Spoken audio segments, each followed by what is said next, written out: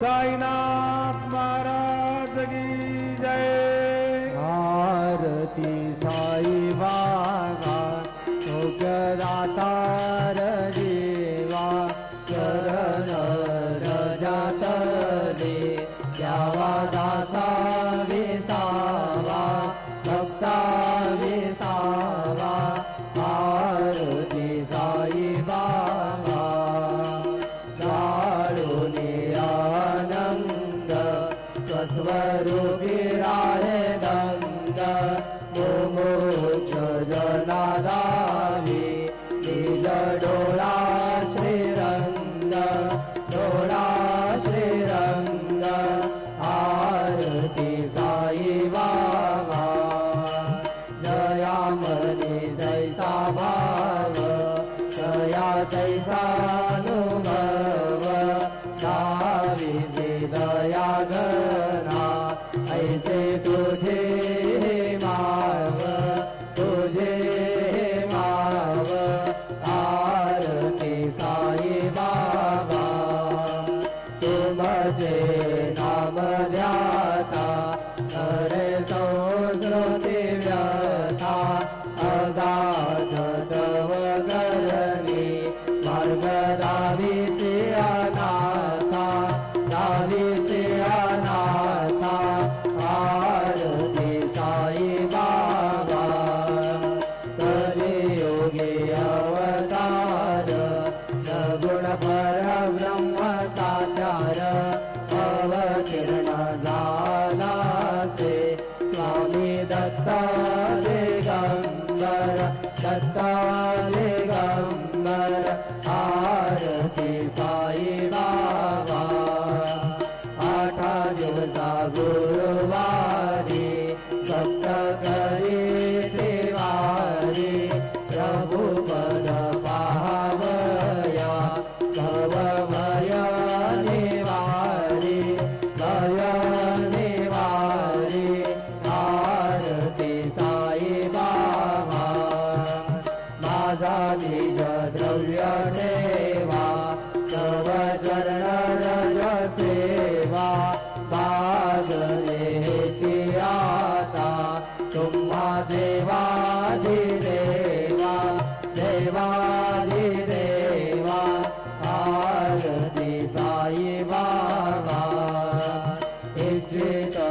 दिन जातक निर्मल तोय निज सुख पाजावे माधवाया संबळा पुरो देवायक ठाकुर देवायक। आरती साई बाबा सौख्य दातार देवा चरण रजत दे द्यावा दासा विसावा भक्ता विसावा। आरती साई बाबा शिर्डी माझे पंढरपूर साई बाबा रमावर गावार मावर साई बाबा रमावर शुद्ध भक्ती चंद्रभागा भाव पुंडलिक जागा पुंडलिक जागा भाव पुंडलिक जागा। याहो याहो अवघे जन करो बाबा से वंदन साई से वंदन करो बाबा से वंदन। गणो मने बाबा साई नाव भाव माझे आई भाव माझे आई भाव भाव माझे आई। वालिंद रांगण वंदीन चरण डोळ्यात पाहिन रूप तुझे प्रेमे अलिंगीन आनंद भोजिन भावे वाळीन म्हणे नाम त्वमेव माता पिता त्वमेव त्वमेव बंधु सखा त्वमेव त्वमेव विद्याधरणं त्वमेव त्वमेव सर्वं मम देव देव। कायेन वाचा मनसेन्द्रियेर्वा भूतात्मना वा प्रकृति स्वभाव करोमि यज्ञं सकलं परस्मै नारायणायति समर्पयामि। अच्युतं केशवं राम नारायणं कृष्ण दामोदरं वासुदेवं हरिं श्रीधरं माधवं गोपिका वल्लभं जानकी नायकं रामचन्द्रं भजे हरे राम राम राम हरे हरे हरे कृष्ण कृष्ण कृष्ण हरे हरे श्री गुरुदेवा दत्त अनंता तुला ते कसे रे स्तवावे अनंता तुला ते कसे रे नमावे अनंता मुखाचा शिणे शेष गाता नमस्कार साष्टांग श्री साईनाथा स्मरावे मनी तत्परा नित्य भावे उरावे तरी भक्तीसाठी स्वभावे तरावे जगाता ऋणी मायताता नमस्कार साष्टांग श्री साईनाथ वसे जो सदा दावया संत लीला दिसे अन्य लोका परी जो जनाला परी अंतर्ज्ञान कैवल्य दाता नमस्कार साष्टांग श्री साईनाथ कराला दला जन्म हा मानवाचा दरा सार्थका साधनी भूत साचा धरू साई प्रेमा गळाया हंता नमस्कार साष्टांग श्री साईनाथा धरावे करी सानल पद्मवाला करावे अमाधन्य चुंबो निघाला मुखी घाल प्रेमे खरा ग्रास आता नमस्कार साष्टांग श्री साईनाथा सुराधिक ज्यांच्या पदा वंदिताते शुकाधिक जाते समानत्व देते प्रयागादि तीर्थे पदी नम्र होता नमस्कार साष्टांग श्री साईनाथा तुझ्या ज्या पदा पाहता गोप बाले सदा रंगलीचे स्वरूपे मिळाले करी रास क्रीडा सवे कृष्णनाथा नमस्कार साष्टांग श्री साईनाथा तुला मागतो मागणे एक द्यावे करा जोडितो दीन अत्यंत भावे भवी मोहनी राज हातारी आता नमस्कार साष्टांग श्री साईनाथा ऐसा ये वासाई दिगंबरा अक्षय रूपावतारा सर्वहि व्यापक जो श्रुति सारा अनुसया त्रिकुमारा बाबा ये वा काशे स्नान जब प्रतिदिवसे कोल्हापुर भिक्षेसी निर्मल नदी तुंगा जलप्राशे निगरामाहुर देशी ऐसा ये वा जोडे लोमत से वाम करे त्रिशूल डमरुधारी भक्तावर दसरा सुखकारी देश मुक्तिचारी ऐसा ये वा काही पादुका जपमाला कमंडलो मृगशाला कारण कर शिवा नाग जटा मुकुट शोभतो माता ऐसा ये वा तत्पर तुझाया जे जानी अक्षय जानते सदनी लक्ष्मी वास करे रजनी रक्षसी संकट वारुणी ऐसा ये वा या परिजान तुझे गुरुराया दुष्ट करे नयनाया पूर्णानंद सुखे काया लाल हरि गुण गाया ऐसा ये वा काही दिगंबरा अक्षय रूपावतारा सर्वहि व्यापक भवतु श्रुतिसारा अनुसया त्रिकुमारा बाबायेवा सदा सस्वरूपं चिदानन्दकन्दं जगत्संस्थानुसंहारहेतुं स्वभक्ते जयामानुषं दर्शयन्तं नमामीश्वरं सद्गुरुं साईनाथं भवद्वान्तविधवौ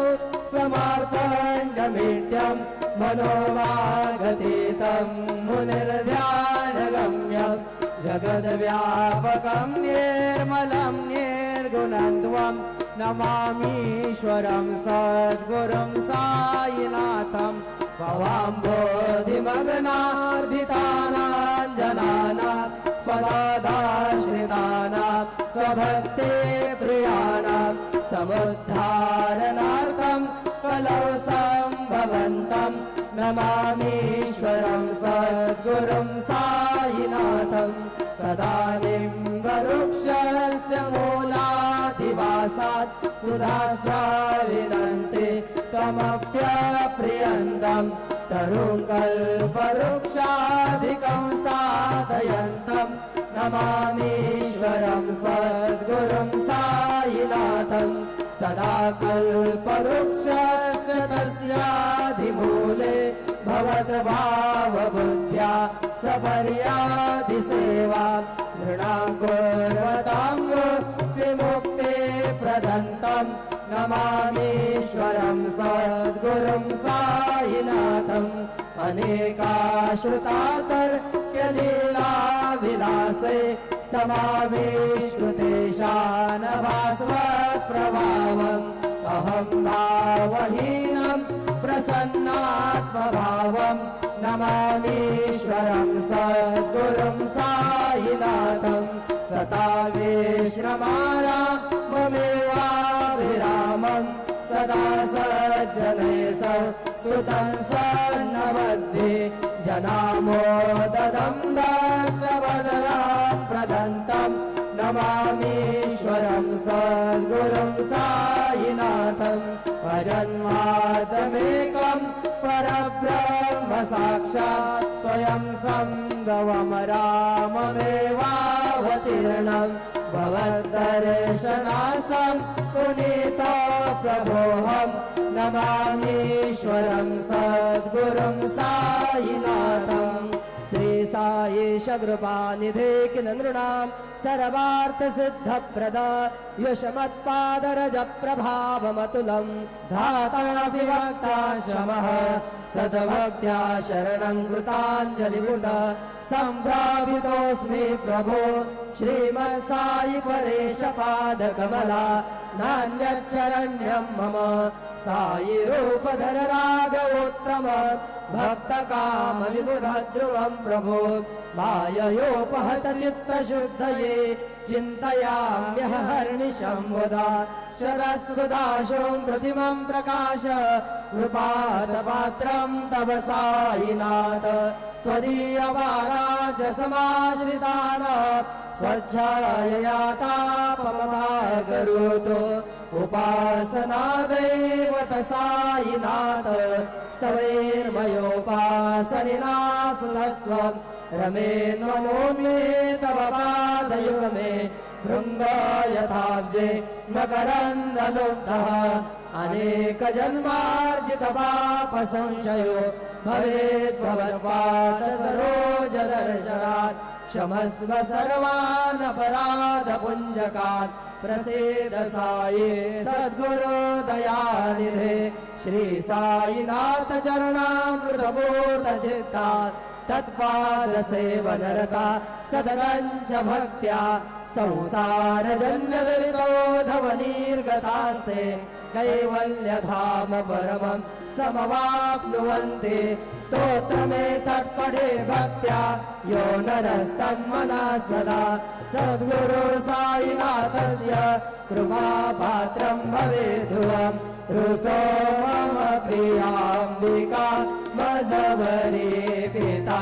हि रुसो मम प्रियाङ्गना प्रियसुतात्मजा हि रुसो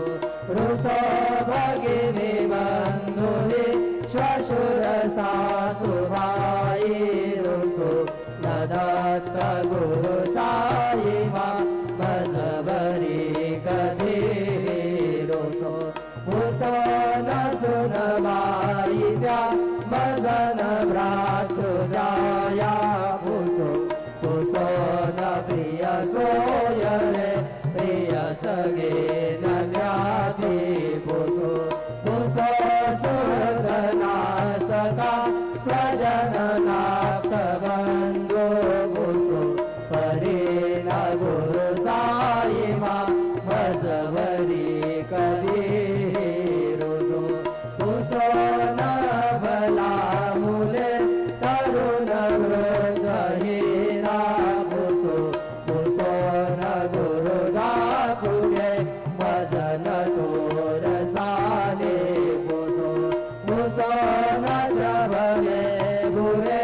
सुजन साधुरीना पुसो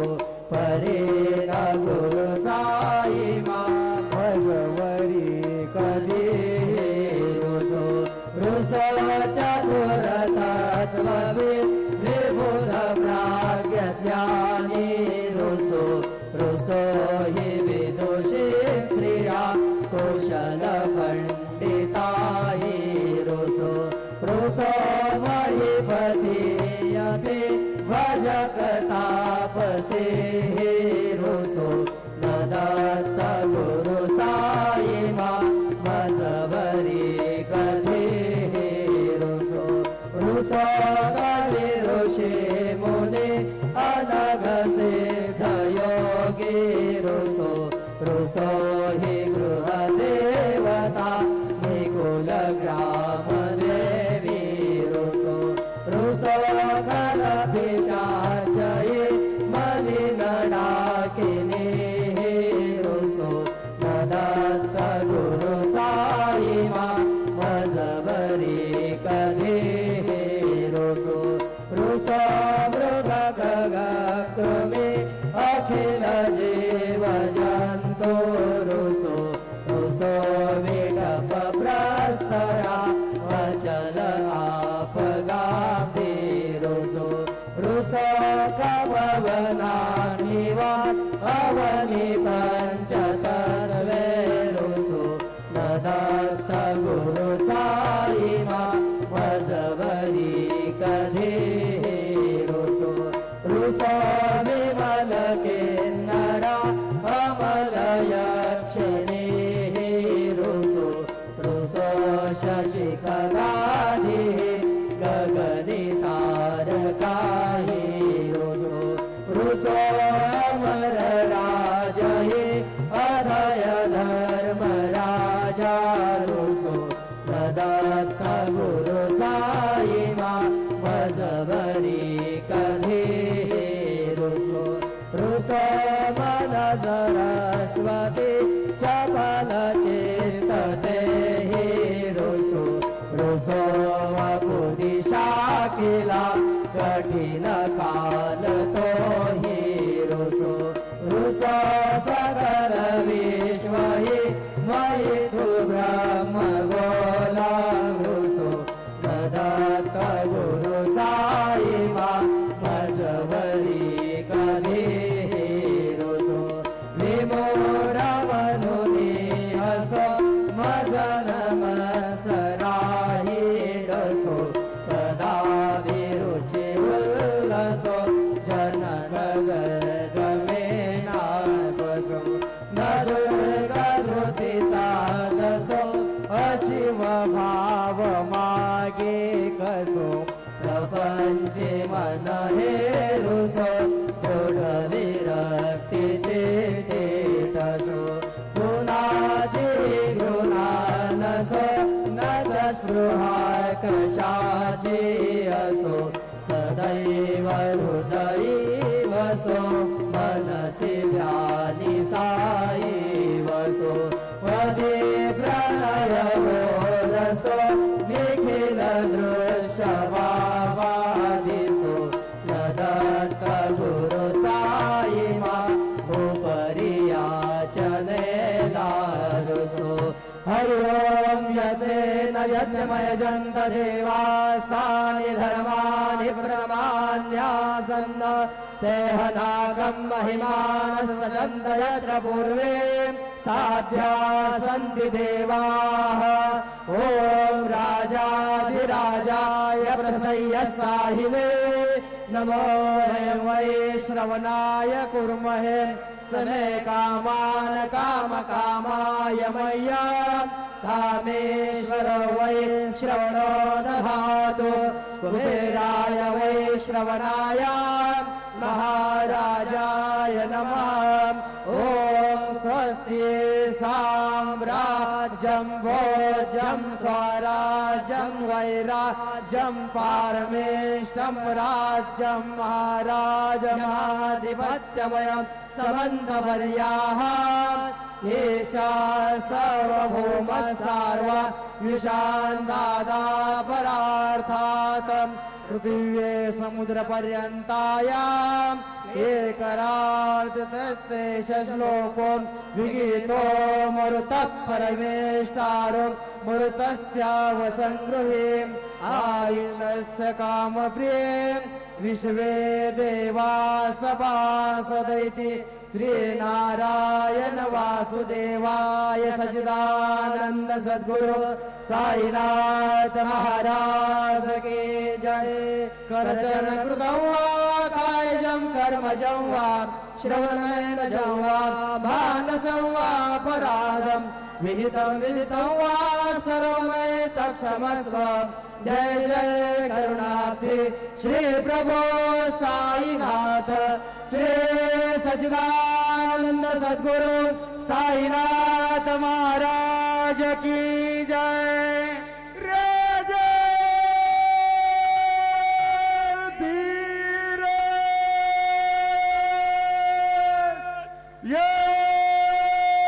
गिर पर ब्रह्म